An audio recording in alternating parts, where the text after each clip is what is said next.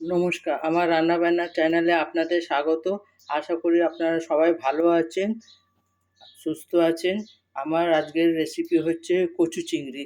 তার জন্য আমি এখানে 500 চিংড়ি মাছ ছাড়িয়ে রেখেছি। এখানে আমার 500 কচু ছাড়িয়ে রেখেছি। এখানে একটা মিডিয়াম ছোট পেঁয়াজ আমি কেটে রেখেছি। এখানে আমি 1 কুচি আদা আর 3 কোয়া রসুন বেটে রেখেছি। চলুন গ্যাসে কড়াটা বসিয়ে দিই। আমি গ্যাসে কড়াটা বসিয়ে দিচ্ছি। এবার তেল দেব, যে যা পরিমাণ মতো তেল দেবেন। এই কচু চিংড়িটা রান্না করব আমি, এইটাও গুঁড়ো লঙ্কা ছাড়া। আপনারা চাইলে গুঁড়ো লঙ্কা দিতে পারেন, কিন্তু আমি গুঁড়ো লঙ্কা দেবো না, কারণ এখন ডাক্তাররা গুঁড়ো লঙ্কা খেতে বারণ করে। গুঁড়ো লঙ্কা খেলে লোকের শরীর আরও খারাপ হচ্ছে। হ্যাঁ, আপনারা যাতে সুস্থ থাকেন সেইভাবে আমি রান্নাটা দেখাই। খেতেও স্বাদ হবে, কিন্তু শরীর খারাপ করবে না। তেলটা একটু গরম হয়ে যাক।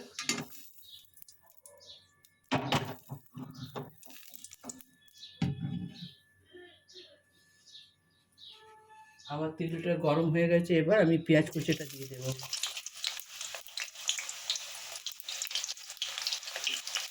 পেঁয়াজ কুচিটা আমি একটু হালকা লাল লাল করে ভেজে নেবো, বেশি লাল করবো না, অল্প লাল করবো। বেশি লাল করলে তেতো হয়ে যাবে, সেই কারণে আমি হালকা লাল করবো, শুধু শাঁসে নেওয়ার মতো।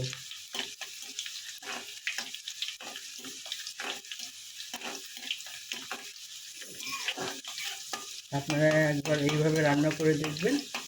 অনেকে অনেক রকম কচু চিংড়ি করেছে, একবার এইভাবে করে দেখবেন।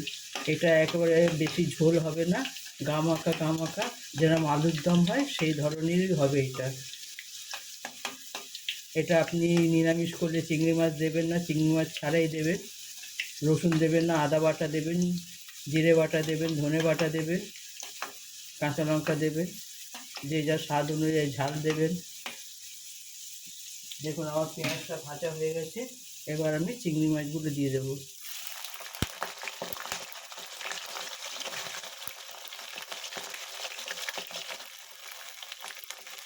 চিংড়ি মাছটা দিয়ে আমি একটু ভেজে নেব।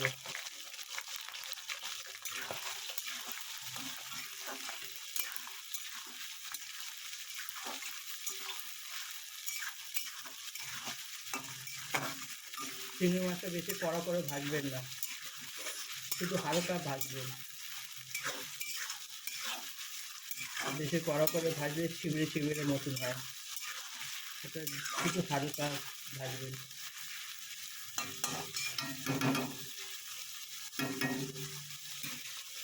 একটু ভাজা ভাজা হয়ে যায়। চিংড়ি মাছটা অল্প ভাজা ভাজা হয়ে গেছে। এবার আমি চিংড়ি মাছটা একটু নুন দেবো স্বাদ অনুযায়ী। আপনারা যে যা স্বাদ অনুযায়ী নুন দেবেন। প্রথমে নুন দিলে চিংড়ি মাছে প্রচুর জল বেরোতো, সেই কারণে আমি একটু ভেজে তারপরে নুনটা দিলাম, যাতে জলটা বেশি বেরোবে না। এরপর এই আদা বাটাটা আমি দিয়ে দিলাম, যেটা বেটে রেখেছিলাম, দিয়ে একটু নাড়িয়ে দেবেন।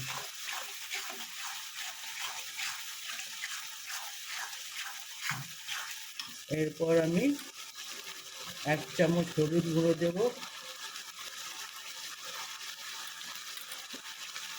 1 চামচ জিরে গুঁড়ো, 1 চামচ ধনের গুঁড়ো,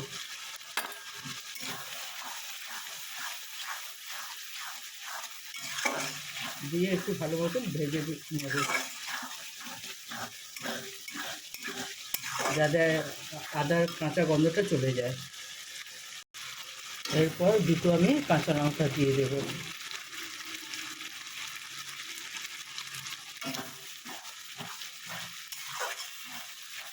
দিয়ে আমার চিংড়ি মাছটা কষানো হয়ে গেছে। এবার আমি কচুটা দেব।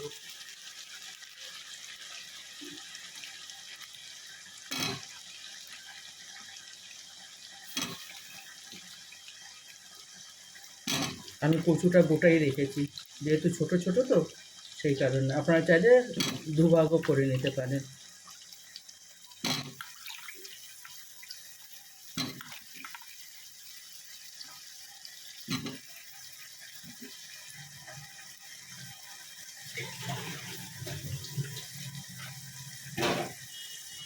এবার ভালো করে একটু নাড়িয়ে নেবো।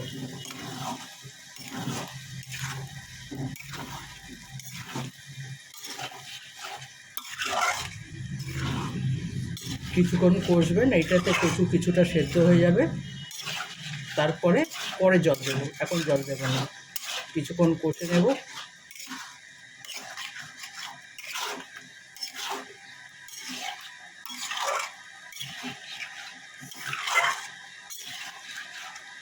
এটা এবার খানিকক্ষণ আমি এই 10 মিনিটের জন্য ঢাকা দিয়ে দেবো। আমি 10 মিনিটের জন্য ঢাকা দিয়ে দিলাম। 10 মিনিট পরে আপনাদের সঙ্গে দেখা হচ্ছে। এবার আমি ঢাকাটা সরিয়ে দেখব। একটু নাড়িয়ে দেবো।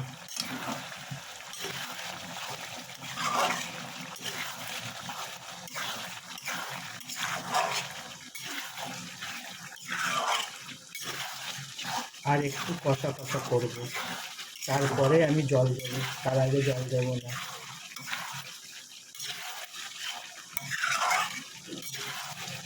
আপনারা চাইলে নামাবার আগে ধনে পাতা, গরম মশলা দিতে পারেন, সেটা দিলে স্বাদটা আরও ভালো লাগবে।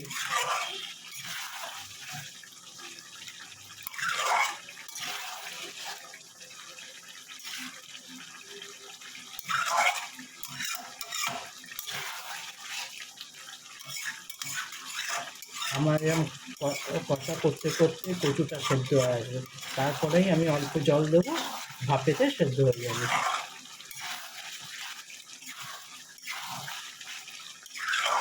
একবার এইভাবে আপনারা করবেন। আপনারা কিন্তু কেউ কমেন্ট করছেন না, কেমন হচ্ছে রান্নাটা কিছুই বলছেন না। আপনারা কিছু না বলে আমি বুঝবো কী করে, বলুন যে রান্নাটা কেমন হচ্ছে। আদেও আপনারা দেখছেন কি না, আপনারা সাবস্ক্রাইব করছেন না।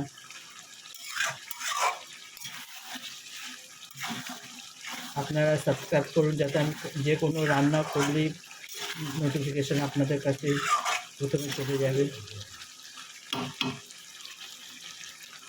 আবার আমি 5 মিনিটের জন্য ঢাকা দিয়ে দেবো। 5 মিনিট হয়ে গেছে, ঢাকাটা সরিয়ে দেখবো। আমার কষা একেবারে হয়ে যাচ্ছে।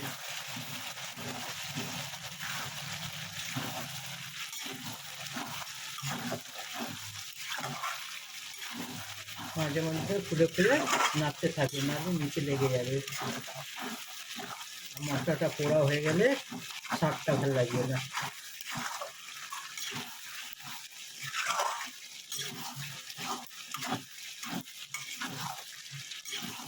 এরপর আমি জল দেব।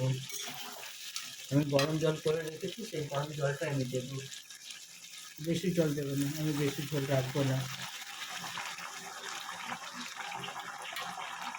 আমি অল্প জল দিলাম। আপনারা যে যার যেই পরিমাণে ঝোল রাখবেন সেই পরিমাণে জল দেবেন। আমি বেশি ঝোল রাখবো না, সেই কারণে বেশি জল দিই।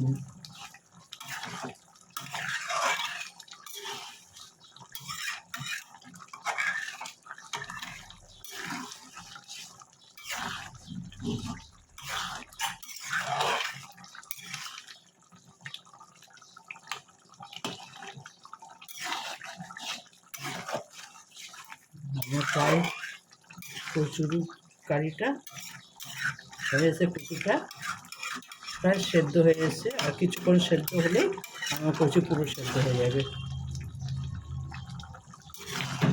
যা জল দিচ্ছি এর মধ্যেই আমার সেদ্ধ হয়ে যাবে। এবার আমি ঢাকা দিয়ে দেবো, দিয়ে 10 মিনিট পরে আপনাদের দেখাচ্ছি।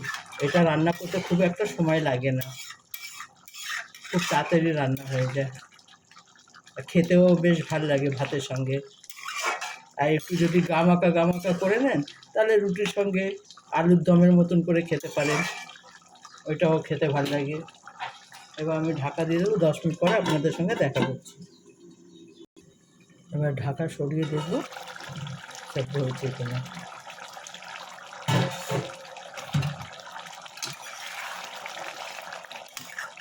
কচু সেদ্ধ হয়ে গেছে, আমার কচু চিংড়ির রেসিপি একেবারে তৈরি। আপনারা একবার এইভাবে রান্না করে দেখবেন কেমন হয়েছে, আপনাদের স্বাদটা কেমন লাগছে। অবশ্যই কমেন্ট করে আমাকে জানাবেন, আর আমার চ্যানেলকে সাবস্ক্রাইব করবেন, যাতে যে কোনো নতুন রান্না আমি করলেই নোটিফিকেশান আপনাদের কাছে চলে যায়। দেখুন আমার কচু চিংড়ি একেবারে রেডি। ব্যাস আমি এই এতটা ঝোল রেখে নামিয়ে নেব। দেখুন আমার কচু চিংড়ি একেবারে রেডি। আপনারা এইভাবে একবার বানিয়ে দেখবেন। আমার চ্যানেলটা দেখার জন্য ধন্যবাদ। আমাকে সাপোর্ট করবেন, আমার সঙ্গে থাকবেন। থ্যাংক ইউ আমার চ্যানেলটা দেখার জন্য। সাবস্ক্রাইব অবশ্যই করবেন।